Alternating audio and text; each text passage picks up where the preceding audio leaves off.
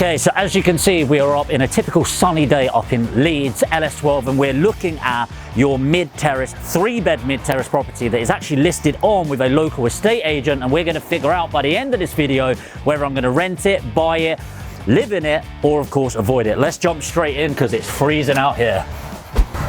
So this LS12 3-bed property, it's listed with a local estate agent, and as you come in, you can already tell that it's not in bad nick, okay? And what I mean by that, you're not coming in with massive cracks. It's just dated as you're going through, and to be expected with a probate property, which this isn't. More on that later.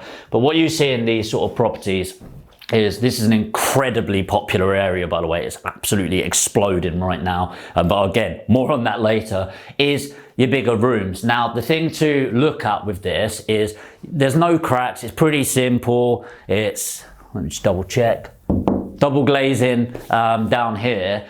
But what it might look like on the camera, I don't know if Alex, you can come in and get a bit of a close-up to as close to the wall as possible. On the camera, it might just seem like this is really smooth.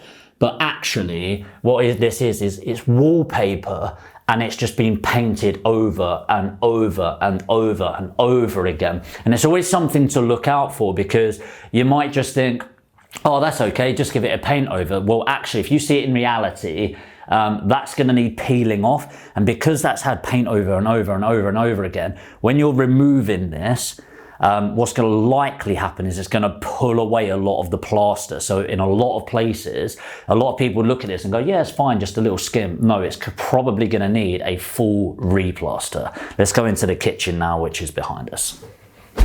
So what you can see from this room is it's quite a big space, and maybe you can hear the echo from the camera, but it's a fairly decent sized kitchen. Now that's good and bad. The good news is that, you know, it's a decent communal space, and it can be a really inviting space, and a big window out there. They're very typical. You'll be able to see outside in a moment with these sort of close by terrace houses. They are back to backs, obviously. But the downside of this sort of sized kitchen is it's actually quite costly to strip all of this out. If you see it, it's here, it's here, here, here. It's also a weird shape. So we're definitely gonna have to think about that if, you know, you do end up taking something like this on, because you can see all here, you know, you've got this weird random space there. That chimney breast, probably not going to be worth taking out, because to take that out, you're going to need party wall of agreement with next door. You've got this weird little space here, this weird thing here that you think is going to go down into the basement, which it does not. So what I really like about, that's actually not too bad. Oh, actually immediately notice a bit of a weird landing size there, which might be worth looking into, more for a safety thing, bringing that in. But what I like about these sort of properties in terms of the refurbishment is it's that level of refurbishment. Bear in mind it's a probate, so this is being emptied. Obviously the removal companies come in first when you're buying typically.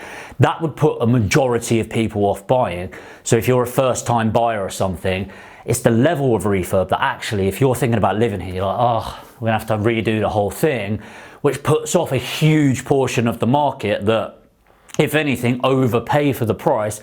And what it leaves as an investor is an opportunity to pick up something that is your bread and butter when it comes to a refurbishment. So let's go over here. So we see the first room as we're going in. First thing I'm noticing is, I don't know if you're going to be able to get a bit of B-roll to see the size of this, but it's a good size room. Again, when I'm coming in, the first things I'm sort of looking at is the ceilings. There's no signs of damp whatsoever. Again, this beautiful wallpaper, carpets, it's your bread and butter. So something I'm noticing is down here, ooh, the electrics. So with a buy-to-let property, if that's what you're intending to do with your refurbishments, since April 2021, every single buy-to-let is legally required to have an EICR certificate, okay, so an electrical certificate signed off. Now that doesn't mean you need to redo the electrics in the property, but certainly we're going to reallocate where the plugs are, because there's a certain distance, 600, that it needs to go up. So if you look at newer properties, it kind of looks a bit weird because we're used to this, aren't we? But it actually needs to be about here with the plug sockets. That doesn't mean you need to do a full rewire. We'd need to look at the consumer unit, or the electrical box, some people call it, just to make sure that's lining up. But that's something to be factoring in when we're going around. The other thing that I'm going to look at, again, the windows. Now, they need a clean up. See if I can move this crap out of the way. So they do need a clean up. Oh yeah, big reveal. But again, good, decent shape, no cracks. You can see bits like that, but that's okay. That just comes away. And double glaze again, okay? So no real issues at all.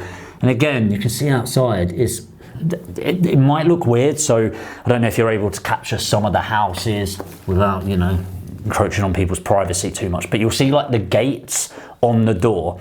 This really comes to knowing your area. Now, I moved up to Leeds 7 years ago, maybe, I don't know. And I remember I just thought it looked like a scene from Coronation Street, if I'm completely honest. But when I saw gates on people's doors, I thought, whoa, this is like major rough area.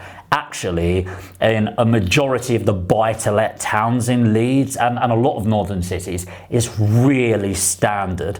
Okay, it's really standard. So if you're ever sort of sourcing for London-based or foreign investors, for example, that aren't from the local area, you need to measure those expectations. The first thing I'm seeing is, I know that next door has sold, and I'll go through numbers a bit later in a moment. There's also another sign over the road saying sold as well. So you can tell this is an area. I mean, I already know from my research that this area is booming, absolutely booming. But it's good to see those sort of signs. Not so much for sale signs, by the way, although that's good to show a moving market, but sold signs, okay, and they are everywhere in this area. Let's jump into the other bedroom. So another big reveal for you. So again, the reason I want to open this up, first of all, I don't know if you can see it on the camera, just how much light just saturates the room in here. Seeing the house is how close they are. Obviously, I don't want you to zoom in and out, it's a bit of privacy and that. But if we look across there, you can see the hills, you can see the closeness of the houses, and it just gives you a really good idea of this area. So some of you might look at this and go, oh, I wouldn't want to live in an area that's sort of, you know, a bedroom here and somebody's bedroom there. Technically speaking, if you ever do a new build property, there should be about 20 meters from the ground floor to any sort of bedroom like that. But in areas like this, it's really quite compacted. So it's good to understand the area and how it bypasses a lot of that. But again, if we sort of look from this side, it's a really good sized room. Obviously we wouldn't keep this, but decent cupboard space as well, which doesn't take it out. Now, if you want to move aside there, Alex, something we're looking at here is just a bit of colour disfiguration there. And then what I'd want to do, again looking at, don't worry, nobody's going to be offended, but again looking up here, just making sure those little bits there, a little bit of black, which is completely normal. No cracks. You can see a little bit of cracking in the corner there, but that's not an issue, okay? So normally when you've got any form of movement or subsidence, however you want to pronounce it, you're going to see some cracks. So if you come here, okay, so there's no crack here, but in general, if it's little lines or cracks in the plaster, that's going to happen over time. It's called settling, and the house settles over a period, and it's obviously going to be there. If there's like a hole you can get your finger in, I'd be talking to somebody just to make sure we're getting a professional opinion in that. But overall, again, a really nice size, great storage space, great light coming in, and it's a great property for this area. Let's go to the third bedroom, which is a little bit smaller. So this room, immediately, I mean, I'm a short ass, right? But this is small. So I'm about 5'8½". And bear in mind, if you open your arms, you might learn something here about your body. Your arms spread out like that is about your height, okay? So I'm 5'8½", which shows me that this is 5'8½" across, okay? That's a small bedroom, it's a box room. Obviously you've got a longer thing here. Now the interesting thing, if you come to revaluing or selling this property, it's important to look at others. Every single, and I mean every single property along this road, that road, the road behind, and that road, they're 3-story, but in terms of the layout, exactly the same. Okay, so every single one is classed and advertised as a 3rd bedroom. So strictly speaking, with buy-to-lets, when you've got it up here with this light, there's no minimum space requirements unless it's for a child, which then there needs to be, especially in certain areas. Okay, but this is absolutely fine and is classed as a 3rd bedroom, but we would need to have a little think about how we do this at the end, because maybe I'd make it, if I were dressing the property at the end, instead of having a bed, which might make it look a bit smaller, you might decorate it with like either a cot and then some things so people can visualize that as a home, or a little desk with flowers, so it's like a small desk as well, making it feel like a study or an extra room, storage room, but making sure it's small, which accentuates the overall size of the room, makes it feel a bit bigger. Now, something really quick, you might learn something new here, is doors. What do you notice about this door over the others? No? A lot of people don't realise this until you actually focus on it, and builders get this wrong all the time. But subconsciously, when you've walked around some properties and you go, can't quite work it out, but you know, especially refurbed properties, can't quite work it out, but something's not quite right here. The door's put on upside down, okay? And this happens all the time, okay? And you might walk around your own house that you're renting or you purchase and go, what the hell? It happens in new builds, it just does. The big part, the long stretch of a panel, always goes on top. Okay, always goes on top. It makes the whole thing look taller. Okay, it's a design that's done by purpose, on purpose, and a lot of people forget that. So it's not a big deal, but you know, these probably aren't going to be reused anyway. But if you are going to be reusing doors, always factor in the cost of taking off the door, redoing and realigning the hinges, which actually are put on very well, ironically, redoing the hinges on the right way. Let's go into the bathroom just behind.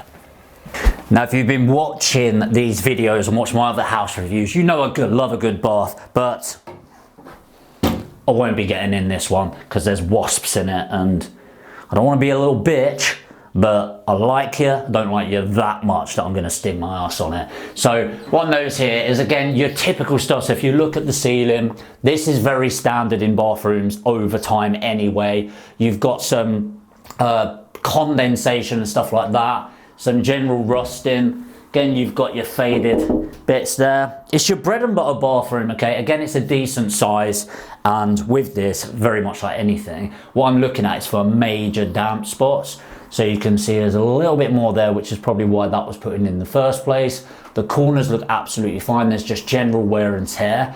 And then there's some access to the loft there, which we're not going to go in today, but always pop your head up, just have a little look around, get your phone out, put the torch on, and just be able to look around and make sure there's nothing to be worried about. Okay, making sure there's no loose tiles, any pigeons in there, things like that. But obviously this will be stripped out. It's probably a similar layout, I would expect. Maybe have the bath that way. We'll look at the design later on the sheet, but standard property. There's not loads to talk about. Hopefully this isn't a boring one for you, but so this is just a bread and butter property, and all you need to understand is what are the other properties doing in the area. So there's no major cracks, it's just a bit old school, and then the layout, you know, it's got the stairs in the middle, small landing there, small front bedroom, everything else is spot on. So always compare it against the properties that way, and over the road, and if it's the same and they've been flying, then you shouldn't have any issues. So literally the first thing I'm hit with when I open this, which we don't notice from inside, is, I don't know if, let me step out here, can you hear that? Perfect timing for the lorry to go past. It's a main road there, which is a bloody good thing, that there is double glazing, because sometimes you can get away with some things like that, but you wouldn't get away with it here. So there's a very small courtyard. Again, you can sort of see like this road that goes behind. These sort of areas It's very strong community based. So what you'll usually find is the people that live here know the full history of this property. They know the bloke who lived here, they know the people next door, and that's really powerful to know that, because what often happens is, one, when you're selling the property, they get snapped up really quickly, but also when you're renting it, you will have people jumping at an opportunity to live here because it's close to their friend or across from their friend, things like that. So we've got 2 properties in the LS12 area that we bought, completed on the refurbishment late last year, and they both went within 2 days way about £100 above the market value of the rent. And bear in mind, the market value in this area is around 650. At that point, it's jumped to 750 just like that, but it's fucking freezing. Let's get inside. So I thought I'd grab the old telecommunication device. I'm so geeky. Thought I'd grab the phone here to go through the numbers of the property so we can look at the different options here. So first of all, just so you know, next door, that one, sold for 135 grand. Okay, sold at asking price, and it's in condition. It's all right, but you'd still need to go in and give it a top. It's definitely not newly refurbed. I would expect the end value of a refurbished property to be around 145 grand. Now, this is on with an estate agent in the area, local. We know it's a probate, and it's probably worth around 120 in today's condition. Now, if you get it when it's not cleared out, you'll probably get a good discount. If you get it after it's cleared out, you're probably going to have it open up to more buyers, because you're looking around going, nah, it's not too bad, and things like that. We know we can get this at 107,500. Not too bad, right? But not quite, because we need to look at the overall with this. So first of all, it's 107,500, buying cost of 4,225, legal stamp, etc. You've got the refurbishment at 16,500. Now, I know what some of you are going to say every single time, how the hell are you doing it at that price? Well, one, because I've got a great team that we spent years building up, but also we are up in Leeds. So what I am going to do for you guys, after people asking so many times for it, is how do you price up a refurbishment effectively and get the best price? But it's around £16,500. It's pretty bread and butter property. It's a 3-bed, but the 3rd bedroom's tiny. Not too bad at all. Okay, so 16.5 grand. Refinance costs, if we went down the rental route, would be around £500. All in, you're 128 grand, almost 129 grand. End value 145, which means that you are going to be adding equity value to the property that's not your money, or 16,275 quid. That's not too shabby, you know, when you do that sort of thing and you've got another 60 grand added to your net value. Money left in, i.e. when you refinance, which a lot of people have been asking what a refinance is. So I'll get a video done on that as well. But after refinance or remortgaging the property, we're going to have 19,975 grand left in. Oh no, people get obsessed with pulling all their money out. I don't get the obsession, because if you've got 1 grand and you've got your 30% return on capital, it's fuck all on fuck all, right? It's not that big of a deal. So with this, we're leaving in 20k. We're going to rent this at 750, okay? We've got to around the corner that it was 650 rent last year, went at 750 like that. I'd expect if you bought this and refurbed it to a good spec, which we would do, obviously, and you should too, you're going to get 750.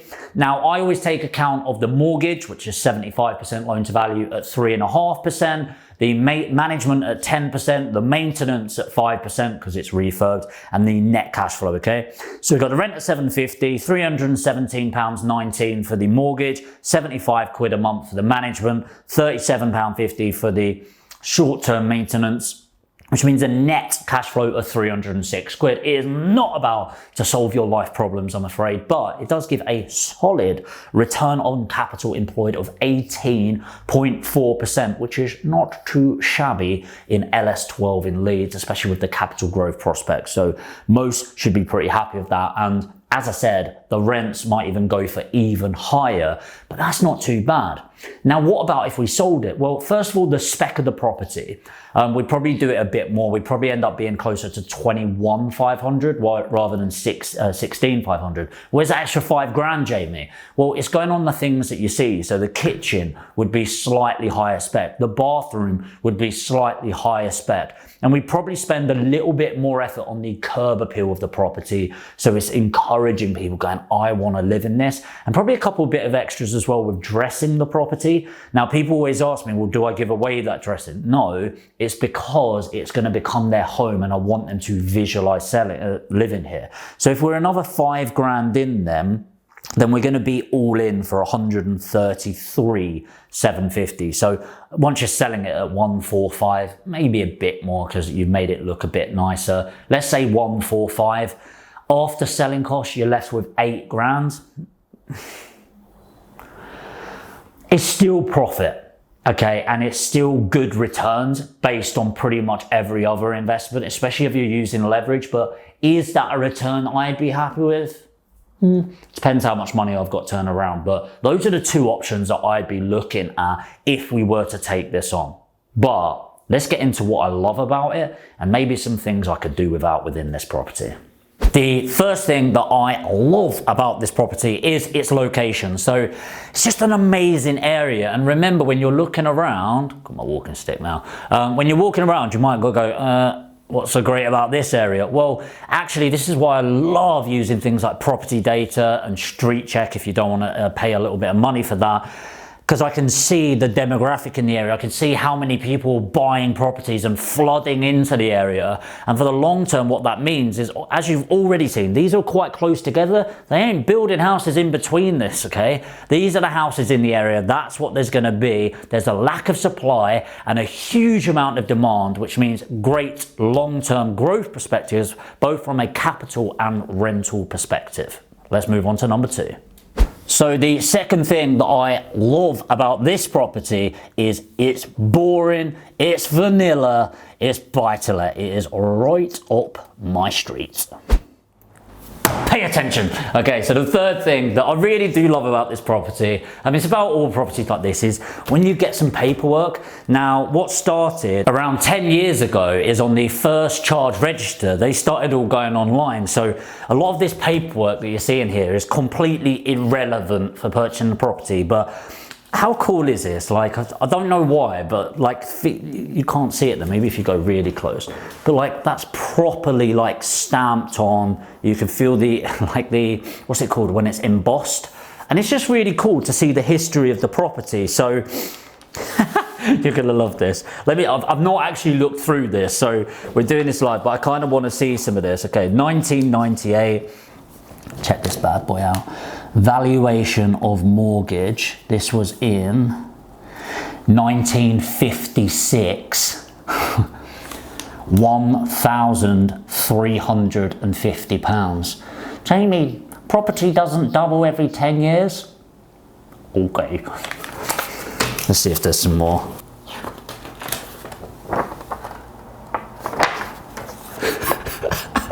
Come on.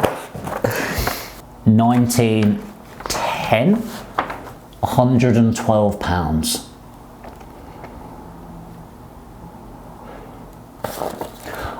I know it's geeky, but come on, how cool is that? And then when you open it up, it's all official, it's all signed. This is the cool thing, when you're buying property, you're buying into the history, and look at that quality as well. I don't know, can you see that? Yeah, like when you're buying this and you're buying a house, it's why I love it a lot, is, you know, you can be quite creative with this sort of thing, and maybe you're not as nostalgic as me, but I love it when you're purchasing something where you're able to see the history of a property.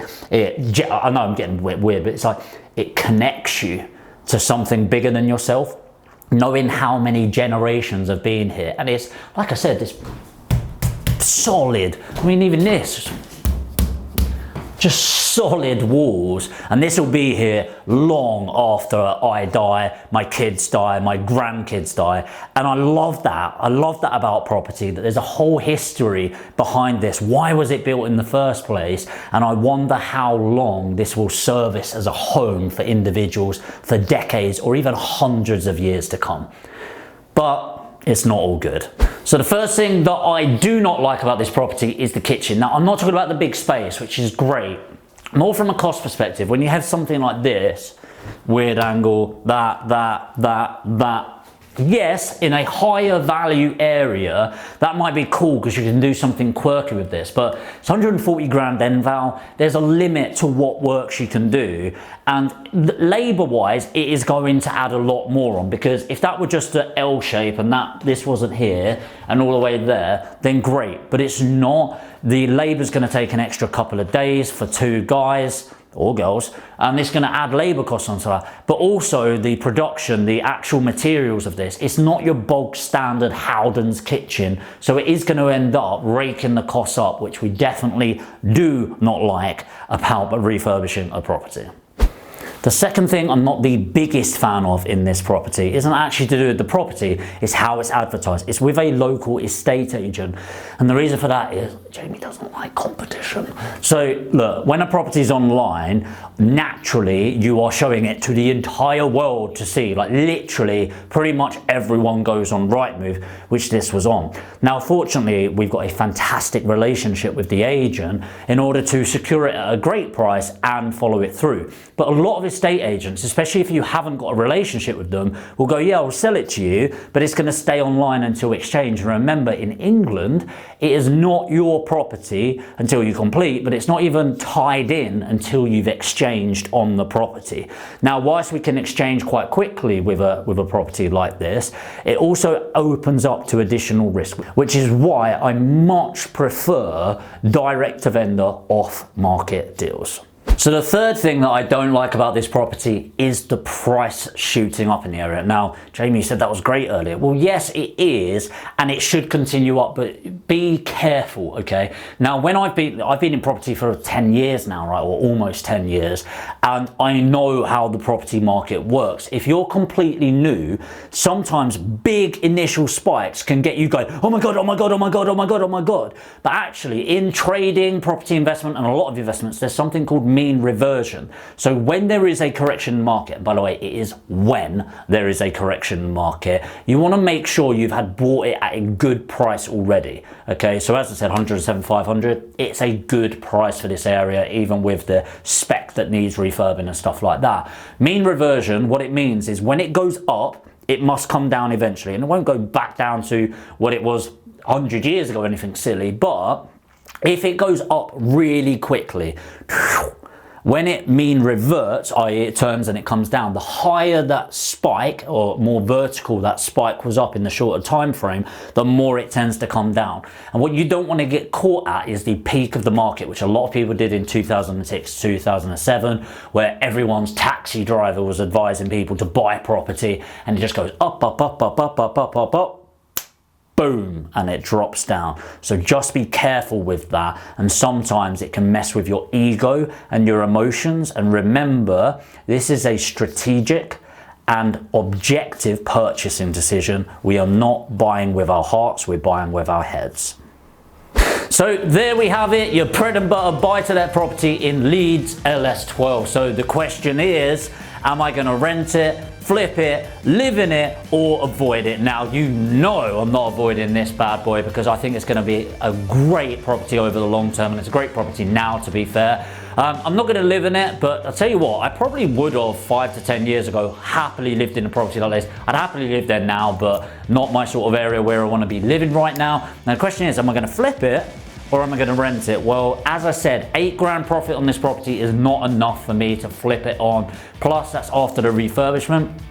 Do you know what? I might be tempted just to chuck it on the market and make a bit of a headway considering the market. But honestly, I love this area. I love it as a buy-to-let. And as I said, you know, if it's boring, it's vanilla, it's buy-to-let, it's Jamie York's property, I'm definitely going all in on this. And actually, we've just exchanged today, so we wanted to get straight in.